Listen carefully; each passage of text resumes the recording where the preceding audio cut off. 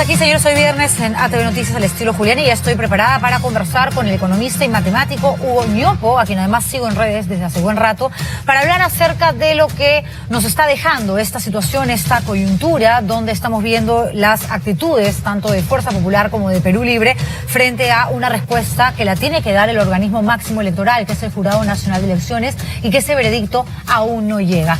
¿Cómo te va, Hugo? Muy buenas noches, gracias por aceptar la entrevista.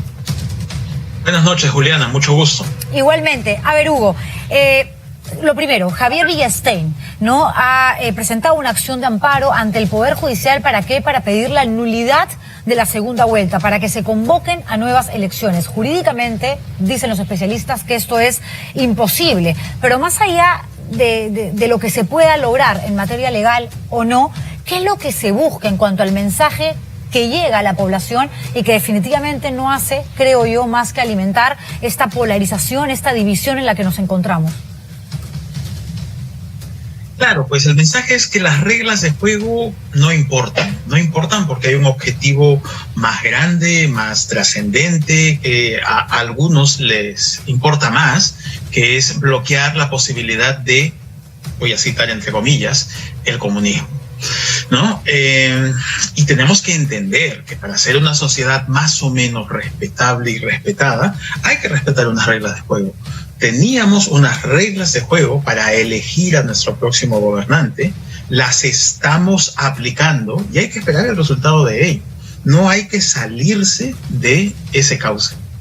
De acuerdo, ellos dicen sí, pero aquí más allá de la forma vamos al fondo, que es la necesidad de los peruanos que votaron por Keiko Fujimori de saber si sus firmas han sido vulneradas, de saber si evidentemente esa acta ha sido fraguada, si hubo fraude en mesa, etcétera, etcétera. Y están generando un nivel de desconfianza que hace que parte de este grupo de la población, que es la mitad del electorado, poco menos, crea que por más de que el Jurado Nacional de Elecciones dé mañana un veredicto en función al respeto de sus propias normas, de todas maneras va a quedar siempre la duda de que hubo trampa o pudo haber trampa. Claro, ya somos un país fraccionado, ya somos un país que estamos 50-50 frente a esta elección. Pero si a ello siembras la duda, siembras la sombra del fraude, la gobernabilidad que vamos a tener para los próximos 5 años va a ser bien débil. Ya venimos de un periodo de 5 años de débil gobernabilidad que ha traído serias consecuencias para el país. Recordemos una cifra que es muy indicadora de lo que nos pasó. Mira, a inicios de este siglo, del año 2000, nuestros indicadores de pobreza estaban por encima del 50%. En tan solo 15 años conseguimos reducir una pobreza de por encima del 50% a 20%. Pero ¿qué pasó en el último quinquenio? Este quinquenio que hemos tenido tanta turbulencia y tantos problemas. La pobreza no se movió, se mantuvo en aquel 20%, y este último año de la pandemia subió a 30%. Entonces, la poca gobernabilidad pasa factura, y pasa factura a los menos favorecidos. Tenemos que reconocer eso. De acuerdo, porque además lo lógico en democracia es que si el que no te gusta logra el triunfo, no alza la copa, tienes que respetar a la gran mayoría que optó por esa persona, por más de el temor que pueda generar la sola presencia de un cerrón alrededor pululando allí, ¿no? En Perú Libre y queriéndose acercar más de lo que presuntamente le permite la gente de Pedro Castillo y el propio Pedro Castillo. Entonces, sí, el miedo está, pero no por miedo vamos a, no sé, levantar, ¿no?, el juego, patear el tablero y decir no nos importa nada. Como nos da miedo el señor, desconocemos la voluntad popular. Exactamente, Juliana. Mira, usando tu misma analogía futbolera, no vas a pretender ganar en mesa lo que no ganaste en cancha, ¿ya? Y bueno, digamos que ya, perdiste, pues, y entonces, ¿cuál es la reacción? ¿Cuál debería ser la reacción ciudadana frente a una posibilidad de un gobierno que, seamos francos, nos da miedo? Sí, claro. Lo que tiene que haber es vigilancia ciudadana dentro del cauce democrático. Es ahí donde deberíamos estar matriculados todos. Desde hace unas semanas, desde hace varios días, deberíamos estar muy vigilantes, preguntándonos, efectivamente Cerrón no va a ser ni el portero, como se anunció en las elecciones. ¿Qué rol van a cumplir otras personas cuestionables, como el señor Bermejo de repente? ¿Quiénes son los posibles próximos presidente del Consejo de Ministros, ministro de Economía? ¿A quiénes se va a someter frente al Congreso como candidatos para el directorio del BCR? Tendríamos que estar haciéndonos muchísimas preguntas acerca de las cualidades técnicas del equipo que nos va a gobernar los próximos 5 años. ¿Y bajo qué plan? Si con el ideario de Vladimir Cerrón o con el documento que presentaron para gobernar los primeros 100 días de una eventual gestión. Y eso es algo que, claro, ni siquiera a los periodistas, a los medios nos da tiempo de hacer porque estamos concentrados en este lío de actas, de disputas jurídicas, donde además al equipo de Fuerza Popular, Hugo, se han sumado personas que entienden muy bien y que cuando uno los escucha hablar dice, ok, más allá de que para ellos claramente Keiko Fujimori es la mejor opción, ¿dónde queda el análisis objetivo de lo que representa una democracia partiendo por el respeto de las normas, de las reglas de juego? Volviendo un poco, ¿no?, a los términos peloteros, porque una Lourdes Flores Nano, que tiene además experiencia política, no solamente como abogado que es, diciendo, para mí Keiko Fujimori ya ganó, no tengo las pruebas, pero ella es la ganadora. Entonces, Jurado Nacional de Elecciones, ¿qué espera usted para ampliar el plazo el miércoles hasta las 11:59 de la noche y darle la posibilidad a la gente de que sepa qué pasó con su voto, con esas actas que no pudieron ingresar? Claro, eso pues no es concebible en esta democracia. Tenemos que nuevamente respetar las reglas de juego y recordar una cosa también. Los periodos electorales tienen que ser periodos también de discusión, de contraste de ideas, de confrontación de las ideas. Pero una vez pasadas las elecciones, lo que debe suceder en una democracia sólida y sana es que el grupo que perdió somete todo su conjunto de ideas y, si es posible, técnicos a consideración de quien ganó, para que el equipo que gobierne sea el mejor posible. No podemos estar así partidos. De acuerdo. Y esa era una promesa de la propia Keiko Fujimori. Castillo no lo dijo en ningún momento, pero quien sí lo manifestó abiertamente, y no en una sola oportunidad, sino en varias entrevistas que concedió, fue Keiko. Dijo, si yo pierdo, voy a acercarme al señor Castillo y le voy a ofrecer la ayuda, le voy a dar el respaldo para ayudarlo a que en aras de la gobernabilidad las cosas vayan mejor por el país, no porque coincidan necesariamente con las ideas políticas, con la visión de Estado que pueda tener el señor, que claramente tiene una postura de izquierda que yo no comparto. ¿Tú crees, Hugo, que eso sea posible viendo la respuesta, la reacción de Keiko y el equipo de Fuerza Popular frente a los resultados al 100% de OMPE? Esto requiere de dos acciones.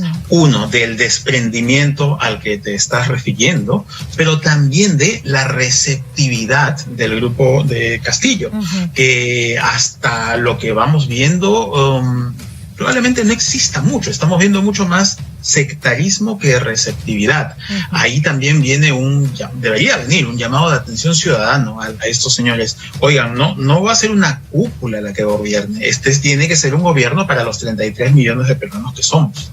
¿Y dónde queda el país socialmente hablando, no? Porque mañana van a haber 2 marchas que esperamos que se lleven a cabo de manera pacífica, porque va a salir a manifestarse un grupo importante de gente que apoya a Castillo y están aguardando el momento en que el Jurado Nacional de Elecciones lo proclame como presidente, y va a haber otro grupo que es el que marcha en aras supuestamente a una democracia que paradójicamente no quieren reconocer al no tener la capacidad de ver que las reglas de juego no las quieren cumplir. Y que, digamos, apoyan a Keiko Fujimori claramente y van a estar en un espacio muy cercano. Y esto yo creo que nos va a permitir ver de una manera concreta cómo estamos. Es una especie de guerra, no de divorcio. Aquí están los ricos versus los pobres, Lima versus provincia. Y esto en realidad, en el tiempo, a mediano plazo o corto plazo, no lo sé, ¿qué piensas tú, Hugo? No nos va a dejar ir hacia ningún lugar. Va a ser imposible, gane quien gane, o juramente quien juramente, conducir un país en el estado catastrófico en el que nos encontramos. No nos va a hacer bien, y como ya trataba de argumentar algunos minutos atrás, la ingobernabilidad pasa facturas, no nos hace bien. Además, hay que reconocer algo que es interesante. Parte del éxito que tuvimos a inicios de los 2000 se debió al gran boom en los precios de nuestras materias primas. El oro que vendemos afuera, el cobre que vendemos afuera, tuvo precios maravillosos y nos permitió crecer en su momento. Hoy tuvimos esta pandemia, hemos tenido un bajón global, pero lo que viene sucediendo hoy es un despegue bien interesante y los precios de varios de los metales que nosotros vendemos afuera están repuntando. Entonces, el panorama global pinta bien para nosotros. Aprovechemos la situación. No podemos desaprovechar esta oportunidad de oro peleándonos internamente.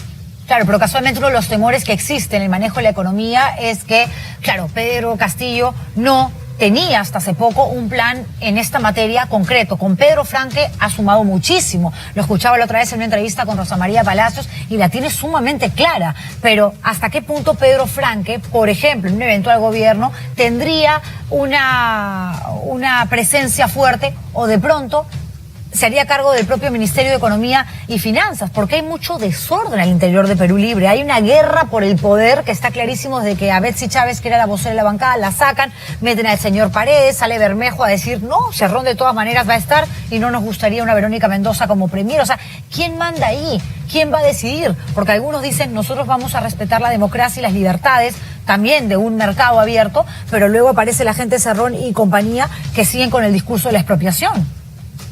Sí, y al interior de ellos también cabe la recomendación esta, ¿no? Es momento de unidades, es momento de consensos, sobre todo tomando en consideración que si alguno de ellos logra imponerse, va a ser una gaviota que no hace un verano.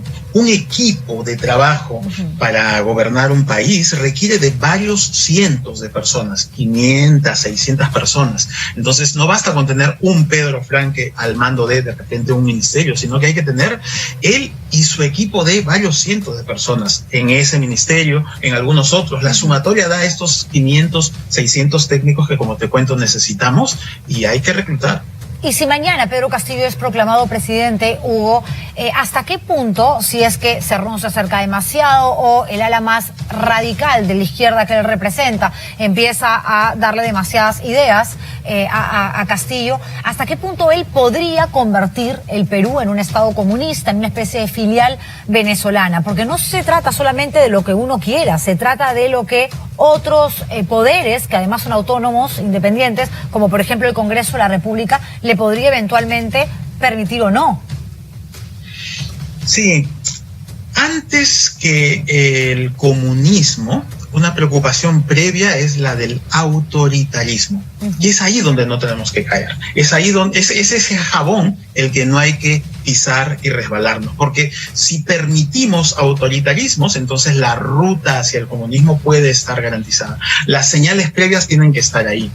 ¿Y cómo evitar el autoritarismo? Respetando bien los balances de poderes, teniendo un Congreso sólido, respetado, respetable, que juegue dentro de los cauces nuevamente de las reglas democráticas y que pueda hacer el contrapeso a este poder ejecutivo. Hay que confiar muchísimo más en las instituciones, el balance de poderes y el bloquear las posibilidades autoritarias para que el comunismo, temido por muchos de repente, deje de ser una amenaza como quizás lo es en este momento. Y hablabas hace un rato de algo importante, que es la actitud vigilante de la sociedad civil, de los ciudadanos en general, pero que muchas veces, claro, quien lo manifiesta de una manera mucho más concreta, porque es nuestra labor, la de los periodistas, está muy venida menos, ¿no? Y es obvio que la gente ha empezado a dudar de la prensa en general por la manera como un porcentaje importantísimo, me atrevería a decir que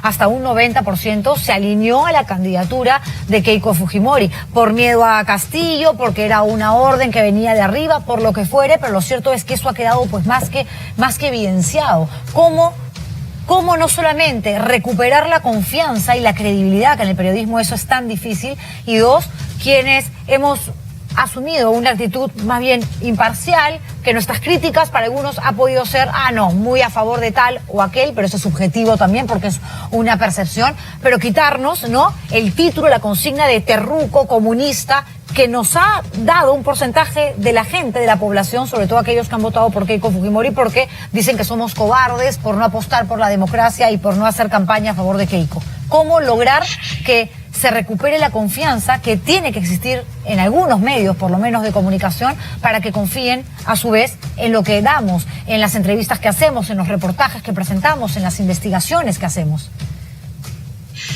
Ese es el pendiente más grande de la prensa, de los medios de comunicación. Construir una confianza es una tarea de hormigas, es sumar grano a grano, granos de arena, un cúmulo de confianza que se puede perder de la noche a la mañana o en un proceso electoral como este. Yo creo que haces muy bien en subrayarlo.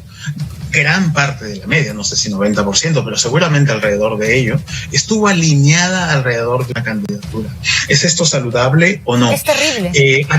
Y hay argumentos que te pueden decir, oye, pero es que todos tienen el derecho de sostener una opinión y podrían sostener una opinión. Y está bien, siempre y cuando la transparenten. Pero sostener una opinión no tiene que llevarte a desbalancear la información. Eso es. Porque la información sí tiene que ser objetiva. Todos podemos tener opinión. Así es. Pero la información tiene que ser balanceada. No, y hay quienes estamos en el medio porque no nos gusta ninguno de los dos, pero si te gusta uno y lo dices, está bien, porque hay periodistas que no solamente informamos, también opinamos, hacemos entrevistas. El tema es que no porque a mí me gusta más uno o una, invisibilizo al otro. No paso reportajes del señor, no investigo sobre la que me gusta, que es un poco lo que pasó en América Televisión con Cuarto Poder y motivó la renuncia de colegas, además muy dignos y que venían haciendo su trabajo con la imparcialidad que requiere, sobre todo, analizar coyunturas en momentos tan, digamos, elevados de temperatura. Hugo, te agradezco muchísimo por esta participación, un placer haber conversado contigo.